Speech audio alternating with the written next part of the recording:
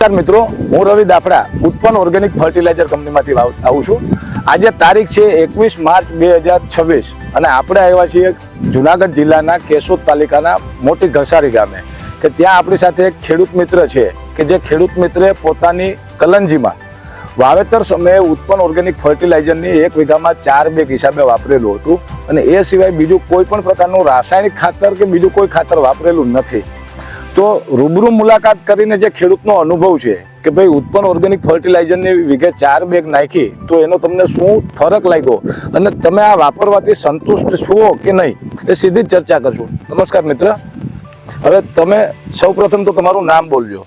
મારું નામ અડિયા વિરમ માલદેભાઈ છે અને મારું ગામ નાની કસારી છે અને મોટી કસારી મારું ખેતર આવેલું છે। બરોબર છે। હવે તમે તમારા આ ખેતર કેટલા વીઘાનું ખેતર છે? મારે 7.5 વીઘાનું ખેતર છે। એમાંથી કલંજી કેટલી છે? કલંજી 4 વીઘાની કલંજી છે। હવે એ જે 4 વીઘાની કલંજી છે એમાં અંદાજે તમે કેટલી બેગ ઉત્પન્નની વાપરેલી છે? એમાં વીઘે 4 થેલી જેવું એટલે 16 બેગ 16 બેગ અમે નાખેલી છે। એ સિવાય બીજું કોઈ રાસાયણિક ખાતર? ના, બીજું કોઈ રાસાયણિક ખાતર નાખેલું નથી। બરોબર છે। તો હવે એ તમે જે 4 બેગ હિસાબે વાપરેલી છે તો એ વાપરવાથી હવે અત્યારે તમારો પાક ઉપર આવી ગયો છે, પાકવા ઉપર, તો આ વાપરવાથી તમને શું લાગ્યું ભાઈ આ ખાતર વાપરવા જેવું ખરું અથવા તો તમે જે જૂની પદ્ધતિથી કઈ કરતા એ જ બરોબર છે? હા, મને આ ખાતર વાપરવા જેવું લાગ્યું છે કેમ કે વાવ્યા પછી થોડોક સમય પછી થોડુંક દેખાણું અને અત્યારે પણ ઉત્પાદન નામમાં જોઈએ તો એવું લાગે છે કે આ ખાતર વાપરવાથી મને ઘણો બધો ફાયદો આમાં દેખાય છે।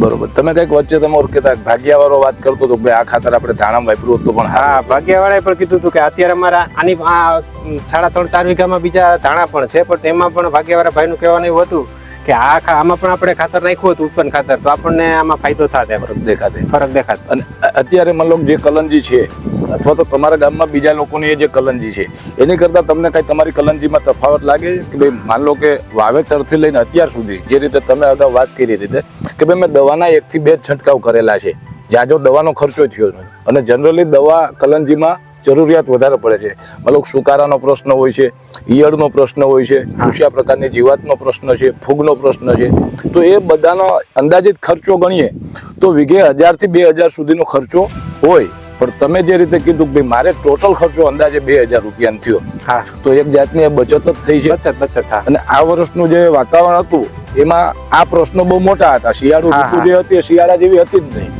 બરોબર? એટલે એના જે તુલના કરીએ તો એમાં પણ તમને ટૂંકમાં ફરક દેખાણો ખરો? હા, મારે ચૂસ્યા જીવાતો અને ઈયળની દવા બે થઈને કદાચ વીઘે 350 થી 400 રૂપિયાનો જ ખર્ચો આવ્યો છે, એથી વધારે ખર્ચો બીજો કોઈ એમાં મારે લાગ્યો નથી અને વર્ષની દ્રષ્ટિએ એમ જોઈએ તો ઉત્પાદન આ વખતે પણ વાંધો નહીં આવે એમ કલંજીમાં। બરોબર છે। હવે આપણી સાથે છે ને અહીંયા આપણા ડિસ્ટ્રીબ્યુટર છે ગુજરાત એગ્રો એજન્સી કેશોદના કે શ્યામભાઈ, તો આપણે શ્યામભાઈનો પણ અભિપ્રાય લેશું કે ભાઈ તમે જે વેચ્યું છે જુદા જુદા ગ્રાહકોમાં તો એમાં તમારને જે બધા ગ્રાહકો છે એમાંથી કેવા રિવ્યુ આવ્યા છે એ માટે આપણે શ્યામભાઈને બોલાવ્યું। હું ગુજરાત એગ્રો એજન્સી કેશોદ વતી શ્યામ ચોવટિયા, હું અત્યારે વિરમભાઈ હડિયાના ખેતરે આવ્યો છું અને વિરમભાઈ મારી પાસેથી 16 બેગ જેટલી ઉત્પન્ન ઓર્ગેનિક મેન્યુઅર ખાતર લઈ ગયા હતા અને એની અંદર ખૂબ જ સારું પરિણામ આવ્યું। એટલે વિરમભાઈએ મને 3 દિવસ પહેલા કીધું કે તમે વાડીએ આવીને જોઈ જાઓ, બરાબર? એટલે અમે અત્યારે વાડીએ આવ્યા અને અહીંયાથી જ એના સ્થળ ઉપર જ અમે અત્યારે ટેસ્ટિમોનિયલ બનાવીએ છીએ અને આ ખાતરના ઓવરઓલ રિઝલ્ટ ખૂબ જ સારા છે અને ઓર્ગેનિક કાર્બનની માત્રા ખૂબ સારી હોવાથી જમીનની ફળદ્રુપતા વધારે છે અને ઉત્પાદનમાં વધારો કરે છે, જમીન પોચી અને ભરભરી કરે છે। છેલ્લા 3 વર્ષથી મેં આના ટ્રાયલો લીધા, એમાં આ વર્ષે જ મેં આ ખાતર વધારે વેચ્યું। લાસ્ટ 2 યર તો મેં ટ્રાયલની અંદર પૂરા કર્યા અને આ મને ખૂબ સારું રિઝલ્ટ મળ્યું, પછી જ મેં આ વેચવાનું ચાલુ કર્યું હતું અને ખૂબ જ સારા પરિણામ છે। એટલે 100% અચૂક વાપરવા જેવી વસ્તુ છે। Thank you. મિત્રો, જે રીતે કલંજીનું ખેતર આપણે જોયું હતું કે ભાઈ આ ખેતરમાં વાપરેલું છે તો આની બાજુમાં જ બરોબર આપણે બીજું ખેતર જોવા મળે છે કે જે વાવેતર પણ એક દિવસે થયું, બધું ટૂંકમાં પાણી પણ એક સાથે થયું અને આ જે 2 ખેતરની જે પરિસ્થિતિ છે એ આપણે જોઈએ એટલા માટે કે ભાઈ આ ખેતરમાં જે રીતની કલંજી છે એ બાજુવાળા ખેતરથી કઈ રીતે જુદી છે, એટલા માટે આપણે બાજુવાળું જે ખેતર છે એનો પણ થોડો વિડીયો ઉતારશું નજીકથી કે જેથી કરી ખબર પડે। હવે આ જે કલંજી છે એનું વાવેતર પણ 1 જ તારીખે થયું છે, 1 જ સમયે પાણી ચાલુ થયું છે, એમ છતાં આ કલંજીમાં તમે જુઓ ને તો તમારો ઉબડ ખાબડ પણ છે, એટલે કહેવાનો મતલબ કે સુકારાના ક્યાંક ને ક્યાંક પ્રોબ્લેમ આવેલા છે જેના હિસાબે ખેતરમાં ખાલા પડેલા છે।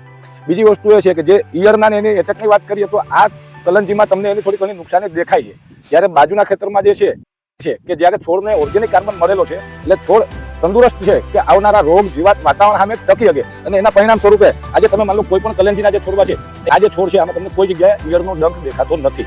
આવી જ રીતે તમે કોઈ પણ જગ્યાએ જોઈ શકો છો આયા જે છે આ છોડ બધા ડંખ વગરના છે, એમાં કોઈ જગ્યાએ તમને ઈયળની નુકસાની પણ દેખાતી નથી. એટલે કહેવાનો મતલબ એવું છે કે તમારું જે ઉત્પાદન આવશે એ ગુણવત્તાવાળું આવશે જેથી કરીને તમને બજારમાં ભાવ પણ સારો મળી શકે. બસ આ જ માહિતી શેર કરવી હતી. ખૂબ ખૂબ આભાર. અને આપણી યુટ્યુબ ચેનલ છે ઉત્પન્ન ઓર્ગેનિક ફર્ટિલાઇઝર યુટ્યુબમાં કે જેમાં તમે અવનવા બીજા જે પ્રોડક્ટો છે જેમ કે કેસરી ફોર્સ છે, ડિફેન્સિયો છે, પ્લાન્ટ બુસ્ટર છે, ઉત્પન્ન સુપર છે, પ્રો છે, આ બધી પ્રોડક્ટના જુદા જુદા વિસ્તારમાં જુદા જુદા પાકમાં જુદા જુદા ખેડૂતોએ જે કાંઈ રિવ્યૂ લીધેલા છે એ તમે વધારે એમાં જોઈ માહિતી મેળવી શકશો. અને આ વિડીયો પણ ટૂંક સમયમાં યુટ્યુબ ચેનલ ઉપર આવી જશે. ખૂબ ખૂબ આભાર મિત્રો.